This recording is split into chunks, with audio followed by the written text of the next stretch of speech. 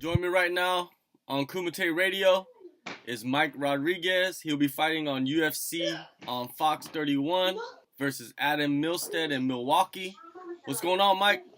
What's happening? What's happening? Over the summer, I saw a picture of you holding what it looked like to be a rooster. What is the story behind that picture, man? So my in-laws have chickens and roosters and stuff, and so I just grabbed one and I was like, oh, let me just take a picture with it. So, but yeah, that's pretty much the story of it. Are you getting those free eggs? Yeah, of course. I love them. Now let's go back to April. You made your promotional debut at UFC 223. How was everything leading into the fight? Everything was great. I just was focused on the wrestling aspect and everything. But hold on, sorry, I'm getting bombarded with kids right now. But yeah, I just was. I didn't have a lot of condition that I needed for the fight, unfortunately. But yeah, other than that, it was. I just try to stay focused as much as possible on the fight and on the preparation. But that was pretty much it. Coming out of that fight with Devin Clark, how were you physically and mentally? I was good. I felt really good. It was a learning lesson. You know what I mean? I learned my lesson from the fight. Yeah, that's pretty much it. I lost. I learned a lot about myself, and he helped me out. You know, he pushed me up to another level. You know. I noticed that you made some changes in that time off. You added strength and conditioning coach Mike Perry, not the 2% Mike Perry, but the other Mike Perry.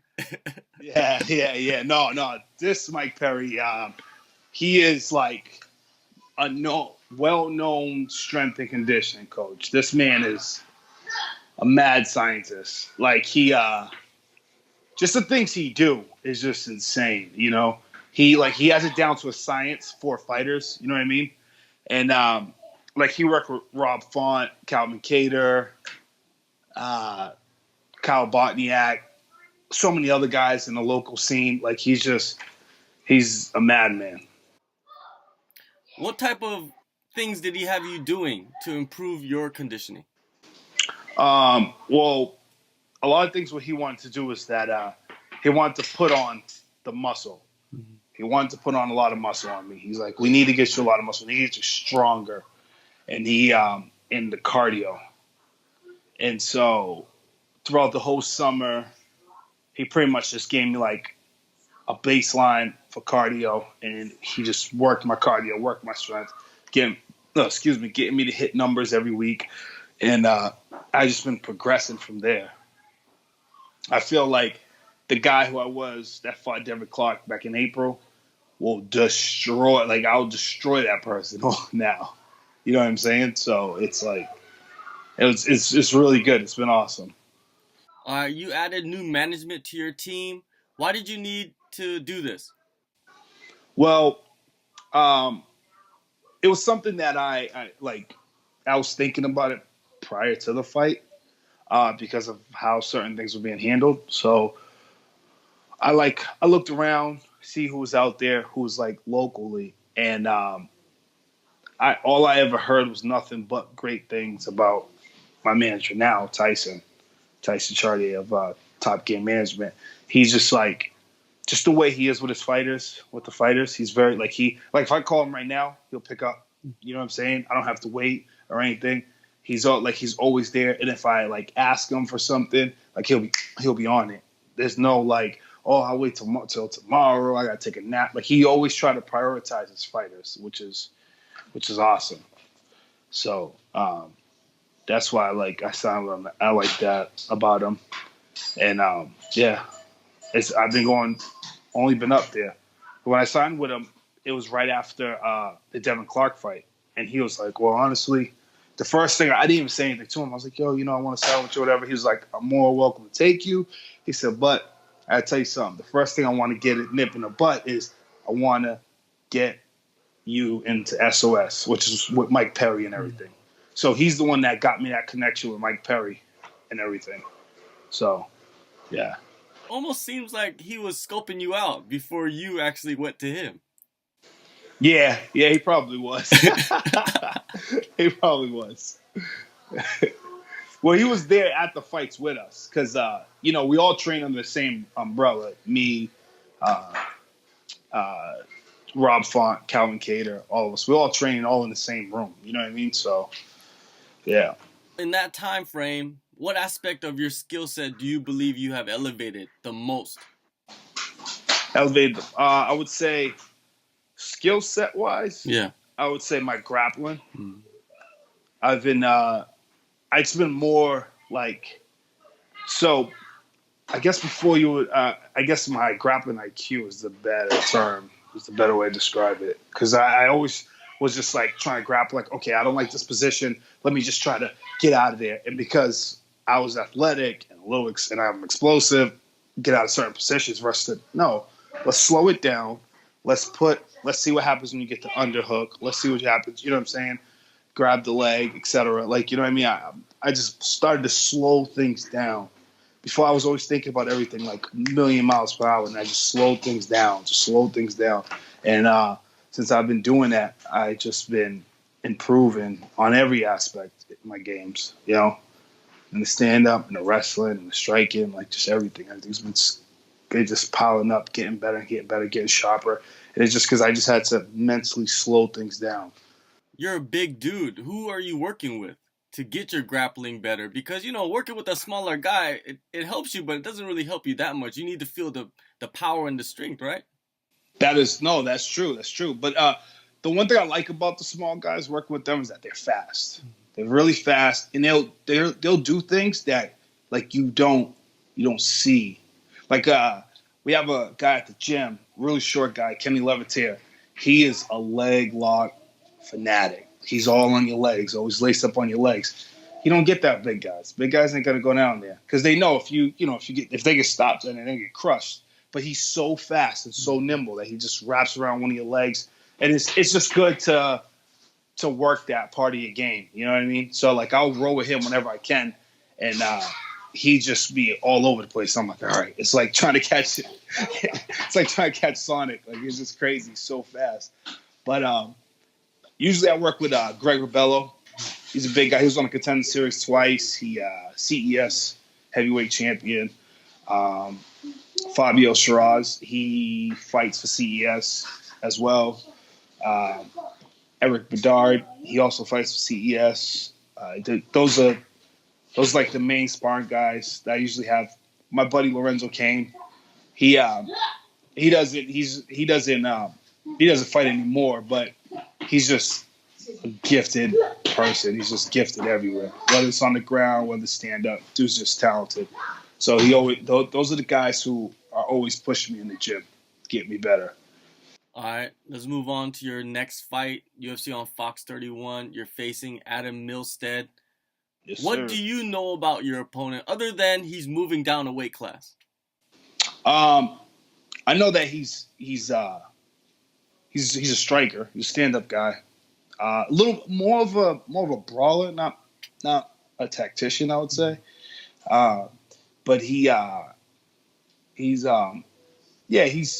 gritty. Like, he's in your face. He's trying to fight. He's always trying to get the bang out, which is awesome. I like that.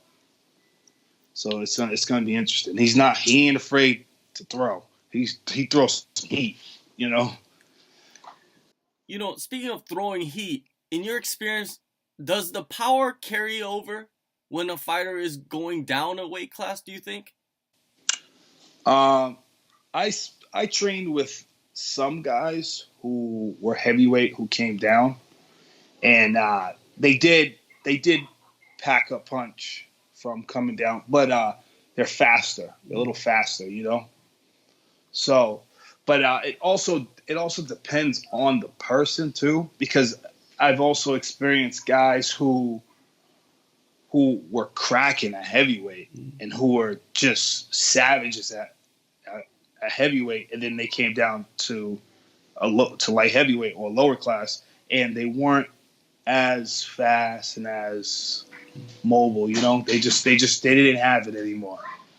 They just were like just not that great, or just like subpar. You know, but yeah. So I don't know. I think it all depends on the fighter. It all depends on the fighter. Maybe it might depend on how they're cutting the weight. You know, a lot of the guys they just lose the weight. Some guys do it properly using some science. It all depends, Yeah. right? Yeah, no, that also do. I will like the guys that I've trained with. They were all outside of camp, and they came from middleweight. I mean, they came from heavyweight to 205, and one of them actually came from heavyweight to 85, and they just they had the power still. Well, one of them had the power still, but he didn't have the technique. Like he was like slow on the trigger, and I think that's because he was like training with heavier and slower guys, and he was the athletic guy in his division. So, and now when he came to a division where there's a lot of athletic guys, it was like he didn't have it like that. And then same thing with the kid who came down from heavyweight to middleweight. He had all the power, he had the strength, but he lacked the speed, you know. And so yeah, I think it all depends on the fighter. Milstead, you said, you know, he's a brawler. He's gritty. He's gonna get in your face. Yeah. But it almost seems like that is a perfect fighter for you to face standing up and to knee in the face. You know, with your past performances. Yeah. Do you think this is a really good matchup for you? I do. I like this matchup a lot. I really do. I feel like it does favor me a little bit due to our styles. The fact that he's a brawler, and that I'm just, I guess you'll say, tactician. And yeah, I think he does play into my style. What is the mentality going into your second appearance in the Octagon? So my whole thing before, my whole thought process of fighting was just winning. I always like, how can I win? How can I win? And it's not about winning. There's a step before winning, and it's execution. Executing your plan, executing your technique, executing your skills. Like execution, you need the execution in order to win. So I just looked back at not just my last loss to Clark, but I looked at my other fights too, and also my wins, and all like again, it was all about winning. I didn't think about how to execute the win. That's right. As long as he stopped moving, I win. I don't know if that's like, I don't know if it was a good thing or a bad thing. Like, you know what I'm saying? But I started like looking into it, started reading or whatever, and like, yeah, I was winning the fights and everything, but also it came back and bit me in the ass. So I'm like, all right, what do I do to completely secure the win? How do I do that? And the one thing I started like paying attention to is just executing. So I started going to training and not necessarily think about winning the rules, winning the sparring, winning like, you know, being on the bag, make sure like, you know, I just try to execute the technique, whatever it is. If it's a triangle, execute the triangle. If it's like stand-up rounds, execute the stand-up rounds. Like I just worry about the execution of things, of my plans, of what I want to do. And then I started finding tremendous success. Like the success is unreal, you know? And so I just keep that mindset. I've been keeping that mindset since over the summer. Now it's coming out. Now this is the time to test that mindset. You know, the fight's here. I did all the training with the mindset. Now it's time to test it. And we're going to see December 15th. Yeah, you mentioned right now your mental approach has changed. You added new management. You added strength and conditioning. At this level, at the highest level, Do you need to have this to be successful? Before you didn't really need it because you're just up and comer, but now you're facing the best. Is that important for every fighter? Well, my thing was separating me from like the top echelon in the division and myself. That's wonderful question you asked that. I was asking that same thing. What is it that I'm doing that separates me? You know what I mean? And then after the Clark fight, what separated me from him alone, it was the skills. Granted I lost the fight, but in the fight, I showed good takedown defense. I was able to stop some of his takedowns, It's just that I didn't have the conditioning as much as he had it. You know what I'm saying? I couldn't push that extra. I was gassed, just tired, And again, shout out to him because he's the one that helped me build these building blocks that I'm building now. But that loss, I just learned so much. I'm like, okay, this is what's separating me from him. He is in the gym lifting, doing conditioning. He's doing all of that. I mean, you see a dude's legs. Dude's legs look like fucking tree trunks. So I was like, okay. And that's when it struck on me. It's like, that's there it is right there. That's one piece of the puzzle. What has to be there. Then I started looking at eating habits. Started paying attention more to my eating habits.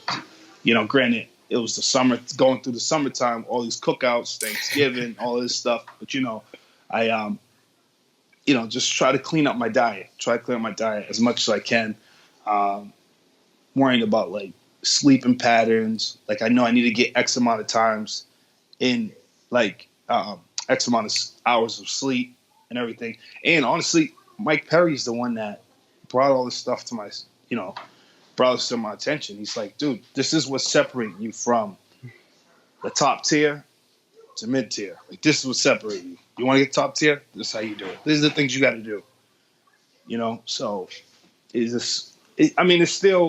I'm still working on these things. I'm not going to lie and be like, yo, I'm a master at them. Nah, I'm still working on them, but it's a never ending battle. I'm just going to continue to keep working on them.